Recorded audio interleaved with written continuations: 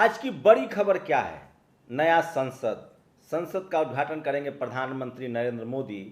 और सिंगोल, जिसको सम्राट अशोक, चंद्रगुप्त मौर्य वंश, हिंदू धर्म से जोड़ा जा रहा है। वही दूसरी बड़ी खबर जो है तो वो तमाम, अब कल्पना कीजिए, इस खेल को उलट दीजिए। अगर मान लीजिए मायावती प्रधानमंत्री होती, या अखिलेश यादव, या लालू यादव, या कोई दलित, पिछड़ा, आदिवासी या किसान, और इसी तरह से पूरा विपक्ष बॉयकॉट करता और कहता कि राष्ट्रपति से उद्घाटन करवाइए, और मान लीजिए राष्ट्रपति जनरल कैटेगरी से होती, तो मीडिया वाले क्या कहते हैं? अभी मीडिया वाले, टीवी अखबार वाले कह रहे हैं कि पूरा विपक्ष संसद का अपमान कर रहा है, लोकतंत्र का अपमान कर रहा है, प्रधानमंत्री का विरोध नहीं कर रहा है।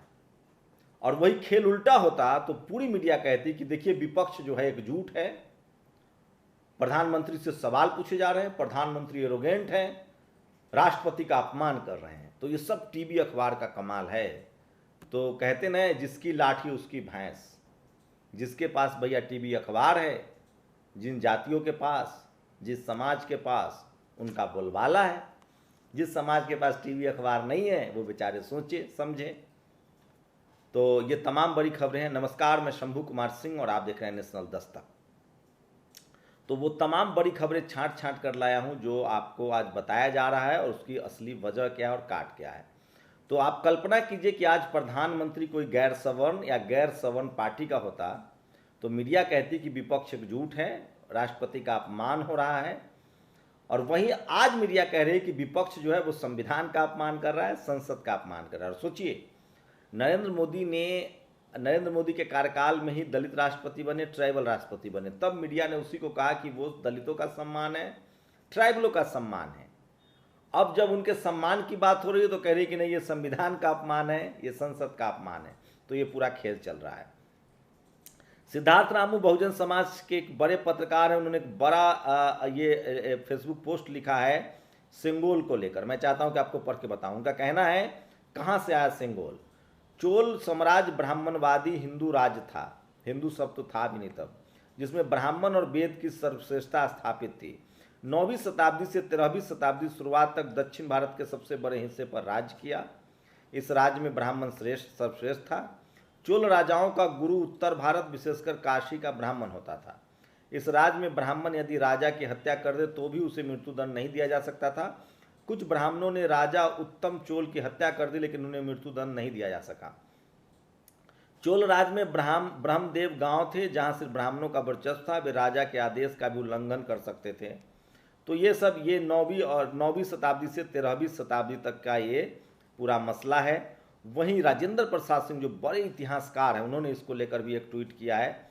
मैं चाहता हूं कि आपको पढ़ूं। भारत का राष्ट्रीय चिन्ह तो सारनाथ के अशोक स्तंभ से लिया गया है, उसकी कॉपी है, लेकिन ये सिंगोल रूपी राजदंड कहाँ से लिया गया, कहाँ से कॉपी की गई है? ऐसा सिंगोल रूपी राजदंड कहाँ की खुदाई में मिला है? भारत का कौन सा राजवंश ठीक ऐसा राजदंड का प्रयोग करता था? यदि कोई प्राचीन या मध्यकालीन राजवंश ठीक ऐसा सिंगोल का प्रयोग सत्ता हस्तांतरण के लिए करता था तो उसकी मूल कॉपी कहाँ है? किस पुरातत्ववेत्ता ने किस स्थान से खोजा है? फ्रेडरिक ऑस्कर ओटेल ने भारत के राष्ट्रीय चिन्ह को 1905 ईस्वी में खोजा था, लेकिन सिंगोल की मूल कॉपी को किसने और कब खोजा था? भारत के किस म्यूजियम में वो ओरिजिनल सिंगोल रखा है जिसकी कॉपी कर आधुनिक भारत में इसे बनाया गया? दरअसल ये 1945 के आसपास ही बना है। और राजेंद्र प्रसाद कहते हैं, दुखद है कि मीडिया वाले सिंगोल को मौर्य काल तक खींच कर ले जा रहे हैं। तो ये है, ये सारे सवाल हैं जो टीवी अखबार आपको नहीं बताएगा। इसलिए मैं कहता हूँ कि सोशल मीडिया ही सच्चा मीडिया है, सोशल मीडिया ही बहुजन मीडिया है। तो ये चलता रहेगा, जिसके हाथ में सत्ता है उसकी जिसकी डफली उसका राग है। मध्य प्रदेश के वीडियो देखिए, बहुत दर्दनाक स्थिति है। एक शेड्यूल कास्ट शख्स की हत्या कर दी गई है, उनके पहले तो मार दिया गया, उनके शरीर पर एसिड डाल दिया गया है। सुशील शिंदे ने लगातार ट्वीट किया है, और जंगल में जाकर मरे हुए शरीर को लटका दिया गया है। इसी संबंध में आज कलेक्टर ऑफिस को ज्ञापन दिया गया है। कहाँ का मामला है वो भी बताऊंगा। तो ये खबर है जो सबसे खबर है। संजय सिंह ने पोस्टर लगवाया, ये 5 गज, संजय सिंह से 5 गज की दूरी बनाए रखे वरना ईडीबी का छापा पड़ सकता है। वहीं अखिलेश यादव ने नाले पर दहला मारा है। उन्होंने कहा है कि अगर सेंगोल सत्ता हस्तांतरण का केंद्र है तो इसका मतलब है कि बीजेपी अब 2010 में प्रवेश कर चुकी है और उसके जाने का समय आ गया है, इसीलिए वो सत्ता हस्तांतरण के प्रतीकों का इस्तेमाल कर रही है। भाजपा सरकार 10वें वर्ष में नहीं, अपनी सत्ता के अंतिम वर्ष में प्रवेश कर गई है, इसलिए भाजपाइयों से ज़्यादा भाजपा सरकार से त्रस्त जनता के लिए हर्ष का विषय है। जनता ने भाजपा की विदाई गीत तैयार कर लिया। अखिलेश यादव ने सेंगोल को लेकर भी ट्वीट किया है, जो मैं आपको बताऊंगा। और सरकार किसी की भी हो, जब SC ST OBC लीडरशिप वाली पार्टियों की सरकार में जब इस तरह के करतूत हो ना, तो और ज़्यादा आलोचना करनी चाहिए। कांग्रेस बीजेपी का तो ट्रैक रिकॉर्ड रहा है SC ST OBC के हक अधिकार छीनने का, लेकिन तमिलनाडु में DMK की सरकार है, वहाँ भी अगर कार्रवाई नहीं होती है तो इसकी जिम्मेदारी कौन लेगा। सीने पर बाबा साहब का टैटू देख पुलिस ने छाती पर मारी कैला। तमिलनाडु में दलितों के साथ ऐसी दरिंदगी। स्टालिन को कड़ी कार्रवाई करनी चाहिए। मैं फिर कह रहा हूं कि सिस्टम में जो जातिवादी लोग बैठे हुए हैं, मनुवादी लोग बैठे हुए हैं, उनका इलाज तभी होगा जब उनको कॉन्स्टिट्यूशन के हिसाब से, संविधान के हिसाब से सजा मिलेगी। और वो तब जरूरी है जब इस देश में डाइवर्सिटी होगी और हर पद पर, हर जगह पर तमाम जाति और धर्म के लोग बैठेंगे। भारत के इन राज्यों से आते हैं तो ऑस्ट्रेलिया की यूनिवर्सिटी में नो एंट्री। आप सोचिए, प्रधानमंत्री मोदी के ठीक दौरे के बाद ये बड़ी खबर आई है कि उत्तर प्रदेश, गुजरात, हरियाणा, पंजाब, राजस्थान और उत्तराखंड के अगर आप हैं तो आपको ऑस्ट्रेलिया की यूनिवर्सिटी में एडमिशन नहीं मिलेगा। और PM को जान से मारने की एक शख्स ने दिल्ली में फ़ोन कर दिया, वो शख्स पकड़ा गया। कहा जा रहा है कि वो 6 साल से बेरोजगार था और नशे का शिकार था। मैं नहीं कह रहा हूँ, ये खबर चल रही है जनसत्ता पर। भारत समाचार ने भी एक खबर बताया है। देखिए, आजम के खिलाफ FIR कराने वाले अधिकारी का बड़ा बयान।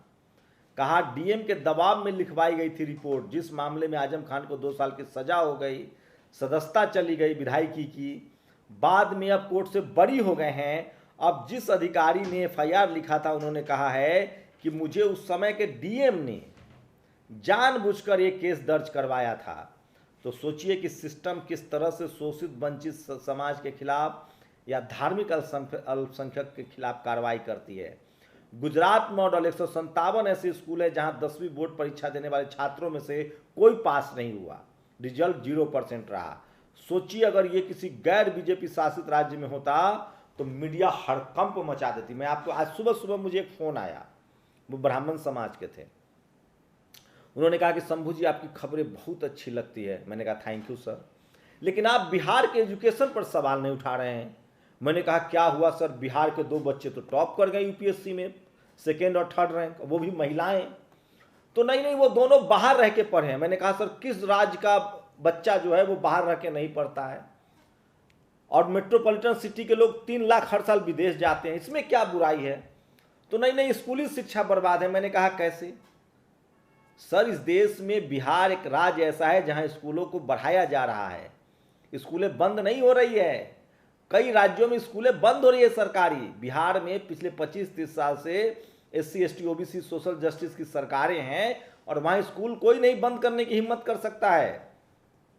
रही बात पढ़ाई लिखाई अच्छा की, तो मैं फिर कह रहा हूं आने वाले समय में और बेहतर होगा, पहले से और बेहतर हो रहा है। बस फर्क इतना है कि जिन लोगों ने सरकारी स्कूल के मजे काटे वो अब प्राइवेट स्कूल में है और शोषित वंचित समाज के हिस्से में सरकारी स्कूल है। इसलिए इस देश में कोई भी सरकार हो, अगर वो बहुजनों की हितैषी है, गरीबों की हितैषी है, शोषित वंचित की हितैषी है, किसानों की हितैषी है, तो सरकारी स्कूल पर और ध्यान दिए जाने की जरूरत है।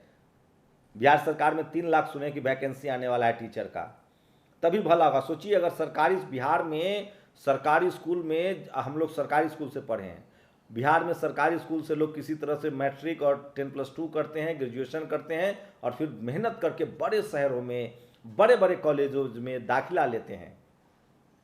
अभी भी बिहार में प्राइवेट स्कूलों का प्रचलन अब जाके बढ़ा है, तो बिहार ज़्यादा बेहतर है। बाकी राज्यों में जहां स्कूलें बंद हो रही, कम से कम बिहार में सरकारी स्कूलों को बंद नहीं किया जा रहा है। आप लोग बताइए कहाँ कहाँ बंद हो रही है, कमेंट में।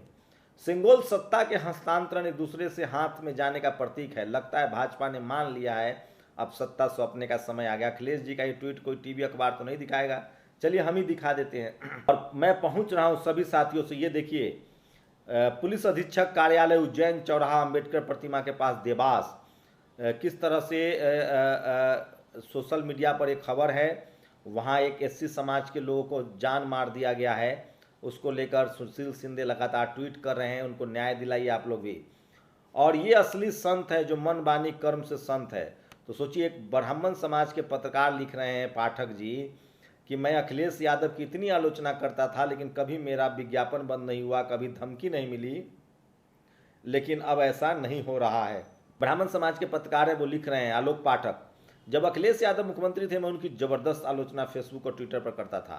उन्होंने हमारे मीडिया हाउस का विज्ञापन बंद नहीं किया, न ही समाजवादी पार्टी कार्यालय में मेरे साथ किसी ने दुर्व्यवहार किया, न ही किसी अधिकारी ने मुझे देख लेने की धमकी दी, जो मैं मीडिया का बता रहा था।